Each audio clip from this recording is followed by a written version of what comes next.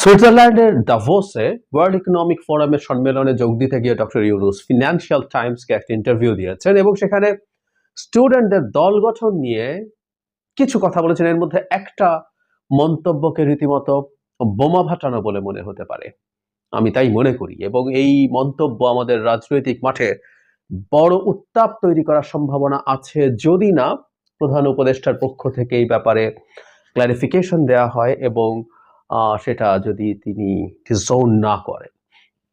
আমি বক্তব্যটা একটু পড়ি। প্রথম আলো বা অন্যান্য অনেক পত্রিকা এটাকে ট্রান্সলেট করেছে। এটার মূল ভার্সন যেটা, আমি ওনার পডকাস্টটাও শুনেছি, এটা পাওয়া যায়, আপনারা যে কেউ শুনে নিতে পারেন। ওখানে একটু মূল বিষয়ে যাওয়ার আগে ওখানে বলি, ওখানে মূলত উনি কিভাবে দায়িত্ব নিয়েছেন, কি প্রেক্ষাপটে নিয়েছেন, এই গল্পগুলো তার মুখে আমরা অনেকবার শুনেছি। তিনি আবারও সেগুলো বলেছেন, সেগুলো জানিয়েছেন। ভারতের প্রোপাগ্যান্ডার জবাব দিয়েছেন খুবই চমৎকারভাবে, মিথ্যা প্রোপাগ্যান্ডা যেগুলো হচ্ছে। এবং তার চাইতেও খুব মজা লেগেছে আমার কাছে, টিউলিপ সিদ্দিক নিয়ে আলোচনা করছিলেন এবং এই চোর বা এই ডাকাত ফ্যামিলিটাকে নিয়ে যে কঠোর ভাষায় তিনি আগেও কথা বলেছিলেন সেটা আবার বললেন এবং দুর্দান্ত লেগেছে। এবং আমি ট্রুলি বিশ্বাস করি টিউলিপ সিদ্দিকের চাকুরি, মানে মন্ত্রিত্বের চাকুরি যাওয়ার ক্ষেত্রে খুব বড় রোল প্লে করেছিল আমাদের প্রধান উপদেষ্টার বক্তব্য। তিনি দেশে থাকতেই এটা নিয়ে খুব কঠোর অবস্থান জানিয়েছিলেন। অফ টপিক হলে যোগ করে রাখি, টিউলিপ সিদ্দিকের এমপিত্ব নিয়ে আলাপ চলছে এবং আমি মনে করি ওখানে বাংলাদেশি যে কমিউনিটি আছে, ডায়াসপোরা যারা আছেন, তারা তার মানে এমপিত্ব থেকেও তাকে যেন সরে যেতে হয় সেই চাপ তারা অব্যাহত রাখবেন। এখানে ডক্টর ইউনুস ছাত্রদেরকে নিয়ে যা বলেছে, বিশেষ করে শেষ অংশের কথাটাই সবচেয়ে বেশি প্রশ্ন আসবে বলে আমি মনে করি। সেটার আগে এমনি দল নিয়ে অনেক কথা বলেছেন, একটু পড়ি। একটি সম্ভাবনা হলো ছাত্ররা নিজেরাই একটি দল গঠন করে। আমি তাকে কোট করছি। শুরুতে যখন তারা উপদেষ্টা পরিষদ গঠন করেছে তখন আমি ৩ জন ছাত্রকে আমার উপদেষ্টা পরিষদে নিয়েছিলাম। আমি বলেছিলাম যদি তারা দেশকে প্রাণ দিতে পারে তাহলে তারা উপদেষ্টা পরিষদে বসতে পারে এবং প্রাণ দেওয়ার জন্য কি করেছে সেই বিষয়ে সিদ্ধান্ত দিতে পারে। তারা ভালো কাজ করছে। এখন ছাত্ররা বলছে তারা কেন নিজস্ব দল গঠন করছে না, তারা একটা সুযোগ নেবে।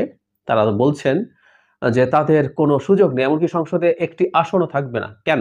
কারণ কেউ তাদেরকে চেনে না।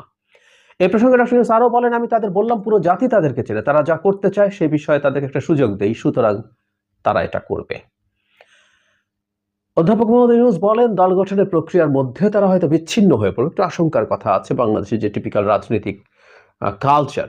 উনি বলছেন এটাও একটা বিপদ, কারণ রাজনীতি শুরু করে সব ধরনের রাজনীতিবিদ তাদের সঙ্গে মিশে যাবে। তাই আমরা জানি না তারা আমাদের দেশে যে রাজনীতি তা থেকে নিজেদের দূরে রাখতে পারবে কিনা। এ ধরনের সুযোগ আছে যা আমাদের নিতে হবে। তবে ছাত্ররা প্রস্তুত, তারা প্রচারণা চালাচ্ছে, তারা দেশ জুড়ে লোকজনকে সংগঠিত করছে। এক পর্যায়ে তিনি বলেন ভারতীয়রা যেসব বিষয় বলছেন তার বিষয়ে আপনার দৃষ্টি আকর্ষণ করতে চাই। তারা বলছে বাংলাদেশের অবস্থা খুবই নাজুক। অধ্যাপক ইউনূস হয়তো নাও ঠিক থাকতে পারেন, কিন্তু সেখানে ইসলামিস্টরা রয়েছে যারা বাংলাদেশকে নিয়ন্ত্রণ নিতে যাচ্ছে। এই বিষয়ে আপনি কি বলবেন? এই জায়গায় সেই কথাগুলো আছে যেগুলোকে বোমা ফাটানো মনে হতে পারে। তিনি বলছেন আমরা এমন লক্ষণ দেখি না, অন্তত আমি এখন কোনো লক্ষণ দেখি না। তরুণেরা সবাই প্রতিশ্রুতিবদ্ধ, তাদের খারাপ কোনো কিছুর সংস্পর্শ নেই বা নিজেদের রাজনৈতিক আখের গোছানোর ব্যক্তিগত আকাঙ্ক্ষা নেই। তারা এই পরিস্থিতিতে রাজনৈতিক দল গঠন করছে বা রাজনীতিতে যুক্ত হচ্ছে, এটা দরকার। কারণ রক্ত দিয়ে তারা যেগুলো অর্জন করেছে সেগুলো তাদেরকে রক্ষা করতে হবে। অন্যথায় সেই সব ব্যক্তি নিয়ে যাবে যারা বিগত প্রশাসন ও অন্যান্যের মতো সবকিছু পুনরাবৃত্তি করার সুযোগ খুঁজছে। এটা বাংলাদেশে আমাদের রাজনৈতিক পরিবেশ, সুতরাং এটা রক্ষা করার চেষ্টা করছে। তাই আমি বলবো ছাত্রদের অভিপ্রায় থাকবে। এই জায়গাটা আমি আবারও পড়ি শেষ অংশটা, যেখানেই আসলে অনেকগুলো কথা আছে যেগুলো মারাত্মক রকম পলিটিক্যাল ডিবেট ট্রিগার করতে পারে। তিনি বলছেন তাদের খারাপ কোনো কিছু সংস্পর্শ নেই বা নিজেদের রাজনৈতিক আখের গোছানোর ব্যক্তিগত আকাঙ্ক্ষা নেই। ছাত্রদেরকে তিনি প্রশংসা করছেন। মানে এই প্রশংসা যখন তিনি করছেন তখন এটাকে আমরা কিভাবে দেখব? এবং এর রিডিং বিটুইন লাইনস হচ্ছে অনেকেরই আছে যেটা উনি পরে বলেও ফেলছেন। তারা এই পরিস্থিতিতে রাজনৈতিক দল গঠন করছে বা রাজনীতিতে যুক্ত হচ্ছে, এটা দরকার। কারণ রক্ত দিয়ে তারা যেগুলো অর্জন করেছে সেগুলো তাদেরকে রক্ষা করতে হবে। এই জায়গাটা, এই বাক্যটাকে আমরা যদি অ্যানালাইজ করি তার মানে স্টুডেন্টরা রক্ত দিয়েছে, ট্রু। কিন্তু এখানে আবার সেই ন্যারেটিভ যে স্টুডেন্টরাই রক্ত দিয়েছে, আমি বলছি না এইভাবে বলা হয়েছে, কিন্তু আমরা যদি কনটেক্সটের সাথে মেলাই, আমাদের প্রধান উপদেষ্টা এই মুভমেন্টের পর দায়িত্ব নেওয়ার পর থেকে স্টুডেন্টরা তাকে এমপ্লয় করেছে, স্টুডেন্টরাই সবকিছু করেছে, তরুণরাই সব করে ফেলছে এবং স্টুডেন্টরা বিশেষ করে সব করছে, এই আলাপ উনি ক্রমাগত দিয়েছেন। নট অনলি দ্যাট, এই মুভমেন্টটা একটা মেটিকুলাসলি প্ল্যান্ড মুভমেন্ট ছিল। উনি যখন জাতিসংঘের সাধারণ পরিষদের অধিবেশনে গিয়েছিলেন তখন মিস্টার মাহফুজ আলমকে তিনি এই মুভমেন্টের ব্রেইন বিহাইন্ড দ্য মুভমেন্ট বলে পরিচয় করে দিয়েছেন। পরে আমরা কথ্য ভাষায় অনেকে এটাকে মাস্টার মাইন্ড এই শব্দটা ব্যবহার করতাম। যদি দাভোসে সেই তিনি এটাকে একটা স্পন্টেনিয়াস মুভমেন্ট এবং এখানে কোনো লিডার ছিল না বলেছেন। কিন্তু এখানে আবার যেহেতু তার একটা প্রিভিয়াস ব্যাকগ্রাউন্ড আছে, স্টুডেন্টদেরকে আবারও ক্রেডিট দেওয়ার একটা টেন্ডেন্সি আমি মনে করি আমাদের এই পোস্ট 5th অগস্ট আমাদের মধ্যে যে ধরনের বিভেদ তৈরি হয়েছে তার মধ্যে একটা খুব বড় কারণ হচ্ছে এই ক্রেডিট ক্লেম করা। স্টুডেন্টরা তার জায়গা থেকে করছিলেন, কিন্তু যখন প্রধান উপদেষ্টা সেটাকে এন্ডোর্স করছিলেন সেটা বিভেদটাকে আরো বাড়িয়ে দিয়েছিল। এখানে কিন্তু আবার কারণ তারা রক্ত দিয়ে যেগুলো অর্জন করেছে সেগুলো তাদেরকে রক্ষা করতে হবে। পরের বাক্যটাও কিন্তু পরের অংশটা বাক্যের পরের ক্লজটাও খুবই বিতর্ক তৈরি করতে পারে। তার মানে হচ্ছে ছাত্ররা যা অর্জন করেছে সেটা আর কেউ রক্ষা করতে পারবে না, তাই ছাত্রদেরকে সেটা রক্ষা করতে হবে। তাত্ত্বিকভাবে বলছি, নির্বাচনের ক্ষেত্রে যদি একটা দল ক্ষমতায় আসে, নিশ্চয় আওয়ামী লীগ আসছে না, সো আওয়ামী লীগের বাইরে প্রত্যেকটা রাজনৈতিক দল এবং প্রত্যেকটা সংগঠন ব্যক্তি এই অভ্যুত্থানের পক্ষে ছিল, অনেক অ্যাক্টিভলি মাঠে ছিলেন। প্রত্যেকেই শেখ হাসিনার এই বিভৎস মাফিয়া রেজিমের বিরুদ্ধে লড়াই করেছে। সো তাহলে কি প্রশ্নটা এটা দাঁড়ালো, তাদের কেউ যদি ক্ষমতায় যায় তারা যে অর্জন হয়েছে সেটা রক্ষা করতে পারবে না? আচ্ছা, যদি না পারে তাহলে তো ছাত্রদেরকে ক্ষমতায় যেতে হবে, ক্ষমতায় গিয়ে এটা রক্ষা করতে হবে। তাহলে কি ছাত্রদের ক্ষমতায় যাওয়াটাই জরুরি? ছাত্রদের ক্ষমতা যাওয়া ছাড়া তারা এটা রক্ষা করতে পারছে না, তাই না? রাজনীতিতে যদি যায় তারা, বা রাজনীতিতে আসলে তো করা যায় না। সো ছাত্রদের তো ক্ষমতায় যাওয়ার প্রবাবিলিটি নাই, কিন্তু এর মধ্যে এরকম ইন্টারপ্রিটেশন কেউ তৈরি করতে পারেন। কারণ উনি বলছেন এরপর, অন্যথায় সেগুলো সেই সব ব্যক্তি নিয়ে যাবে যারা বিগত প্রশাসন ও অন্যান্যের মতো সবকিছুর পুনরাবৃত্তি করার সুযোগ খুঁজছে। Let's call a spade a spade. কেউ বলবেন যে বাক্যের মাধ্যমে কি বুঝিয়েছেন, যারা এটা করে তাদেরকে বুঝিয়েছেন, কিন্তু আমার কাছে মনে হয় এক্সিস্টিং পলিটিক্যাল পার্টিগুলো, বিশেষ করে যারা ক্ষমতায় যাওয়ার সম্ভাবনা খুব বেশি, যে বললাম স্পেডকে স্পেড যদি বলি, তাহলে আসলে এখানে বিএনপির প্রতি একটা ইঙ্গিত আছে, এরকম একটা ইন্টারপ্রিটেশন করা যায়। আমি বলছি না আমাদের প্রধান উপদেষ্টা এই কাজটা করেছেনই, কিন্তু পড়লে এই ইন্টারপ্রিটেশন করা যায়, কারণ দীর্ঘদিন থেকে বিএনপির বিরুদ্ধে ছাত্ররাই এই ক্যাম্পেইন করেছে। নট অনলি স্টুডেন্টস, জামায়াতও এই ক্যাম্পেইন করার চেষ্টা করেছে, তারাও নাম না ধরে বলেছে যে এক গ্রুপ গেছে আরেক গ্রুপ খাওয়ার জন্য উদ্গ্রীব হয়ে আছে, সেই জন্যই তারা খুব দ্রুত নির্বাচন চায়। এই আলাপগুলো জামায়াত করেছে, এই আলাপগুলো ছাত্ররাও করেছে, আমাদের চোখে নিশ্চয়ই পড়েছে। সো এখানে যখন প্রধান উপদেষ্টা একই ন্যারেটিভ, একই বক্তব্য দিয়ে এক্সিস্টিং পলিটিক্যাল পার্টিগুলোর প্রতি ইঙ্গিত করেন, সেটাও কিন্তু খুবই প্রবলেম্যাটিক। তারপর বলছেন এটাই বাংলাদেশে আমাদের রাজনৈতিক পরিবেশ, সুতরাং তারা এটা রক্ষা করার চেষ্টা করছে। তাই আমি বলবো ছাত্রদের অভিপ্রায় স্বচ্ছ থাকবে। কোন সময় এই বক্তব্যটা আসলো?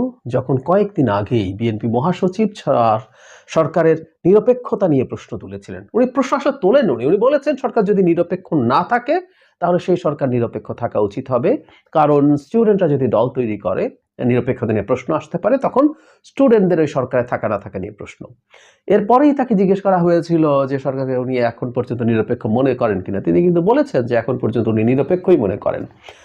কিন্তু যখন উনি এই প্রশ্ন তুলছেন, তখন যখন প্রধান উপদেষ্টা স্বয়ং এই ধরনের একটা বক্তব্য দেন যেটার অনেক রকম ইন্টারপ্রিটেশন হতে পারে, লজিক্যালি জাস্ট টেক্সচুয়াল ইন্টারপ্রিটেশনই হতে পারে, আর রিডিং বিটুইন লাইন্সে তো অনেক কিছুই আসতে পারে সম্ভব। ফলে এই প্রশ্নটা যখন আসবে তখন বিএনপি যে কথাটা বলছিল যে নিরপেক্ষতা নিয়ে প্রশ্ন সরকারের, সেই প্রশ্নটা তো বেশ উচ্চকিত হয়ে উঠবে। এবং এই ঘটনাটা এমন সময় ঘটবে যখন বিএনপি আর সরকারের মধ্যে কিছুটা অবিশ্বাসের পরিস্থিতি আমরা দেখতে পাচ্ছি। এই ঘটনা প্রধান উপদেষ্টার এই বক্তব্যের আগেই বিএনপি ফেব্রুয়ারিতে তাদের নির্বাচনের দাবিতে মাঠে নামার আওয়াজ তুলছিল। তারা জুলাই আগস্টে তাদের নির্বাচন চাইছিল। এটাকে এক ধরনের রেটরিক হিসাবে আমি ইন্টারপ্রিট করেছি যে বিএনপি হয়তো এই বছরের মধ্যে মানে ডিসেম্বরের মধ্যে নির্বাচন হলেই will be happy with that. কিন্তু এখন এই প্রেক্ষাপটে যখন এই আলাপটা আসলো, এটা বিএনপিকে আরো আরো ভীত করে তুলবে। মানে বিএনপির মানে ছাত্রদের দল নিয়ে আমি ব্যক্তিগতভাবে মনে করি ছাত্রদের দলটা যেমন হতে যাচ্ছে, যা হতে যাচ্ছে, এটা বহুদিন সময় লাগবে। তারা অনেক ভুল করেছেন, এই কারণে সময় আরো বেশি লাগবে। স্টিল তাদের একটা ভালো পটেনশিয়াল আছে, কিন্তু বিএনপিকে চ্যালেঞ্জ জানানোর মতো পরিস্থিতিতে যাওয়া, নির্বাচনের চ্যালেঞ্জ জানানোর পরিস্থিতিতে যাওয়া অনেক অনেক বছরের ব্যাপার। মানে আমি এভাবে বলি যে অন্তত 20 বছরেও যদি ছাত্রদের এই দল, নতুন দলটা যদি একটা বাংলাদেশের খুব গুরুত্বপূর্ণ স্টেক হোল্ডার হয়ে ওঠে পলিটিক্যাল ফিল্ডে, পলিটিক্যাল পার্টিদের মধ্যে, এটাই অনেক কিছু। তো বিএনপির আসলে কোনো বিপদের কোনো সুযোগ নেই, সম্ভাবনা নেই, কিন্তু বিএনপির ওই ভীতির জায়গাটা হচ্ছে কোনো না কোনোভাবে নির্বাচনকে ম্যানিপুলেটেড হয় কিনা, বা নির্বাচন পর্যন্তই গেল না, কিছু না কিছু একটা ঘটলো, কিছু না কিছু একটা ঘটানো হলো, যে কারণে নির্বাচন হলো না, নির্বাচন পেছাতে থাকলো। এই ভীতির জায়গাগুলো আছে, এবং এখন এই ভীতির পরিস্থিতিও তৈরি হলো প্রধান উপদেষ্টার বক্তব্যের ক্ষেত্রে।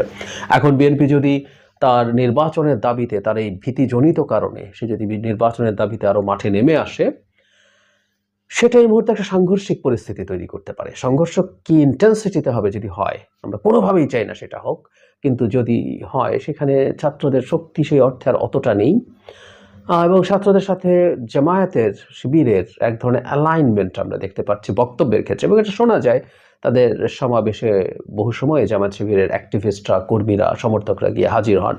সো এই দুই পক্ষেরও, মানে বিএনপির সাথে যদি এই দুই পক্ষেরও কোনো সাংঘর্ষিক পরিস্থিতি হয়, অথবা বিএনপি যদি মাঠে নেমে যায়, এই প্রশ্নটা আমরা করতে পারি যে এই সরকার কি শেখ হাসিনার মতো গুলি করে, গ্রেফতার করে, গুম করে, বিচার বহির্ভূত হত্যা করে, মামলা করে ক্ষমতায় টিকে থাকবে? তারা কি সেটা অ্যাফোর্ড করতে পারে? আরো গুরুত্বপূর্ণ প্রশ্ন আছে, পুলিশ কি, শেখ হাসিনার পুলিশ যেভাবে শেখ হাসিনার কথা শুনেছে, এই পুলিশ কি বিএনপির মতো একটা দলের বিরুদ্ধে সেভাবে এখন নামবে এই সরকারের কথা শুনে, যে সরকারটা অলরেডি বেশ উইক একটা সরকার বলে মনে হয়? তার চেয়ে ওই যে বললাম, যদি শোনেও, তাহলে কি ডক্টর ইউনূস শেখ হাসিনা হয়ে উঠবেন ক্ষমতা টিকিয়ে রাখার জন্য?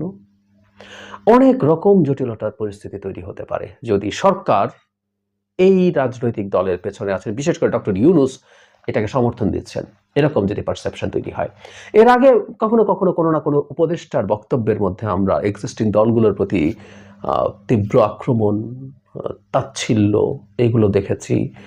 নির্বাচন প্রশ্নে কেউকে বিএনপি যে ধরনের বক্তব্য দিচ্ছে, বিশেষ করে নির্বাচন, সেটা নিয়ে পাল্টা আক্রমণ করতে দেখেছি। কিন্তু আমাদের প্রধান উপদেষ্টা দীর্ঘদিন থেকে একটা আলাপ করেছেন, বলেছেন, রিপিটেডলি বলেছেন যে তারা মূলত ফ্যাসিলিটেট করছেন, তারা বিভিন্ন দলগুলোর মধ্যে সংস্কার সহ সবকিছু নিয়ে আলাপ করে একটা নির্বাচিত সরকারের কাছে ক্ষমতা দিয়ে চলে যাওয়ার জন্য।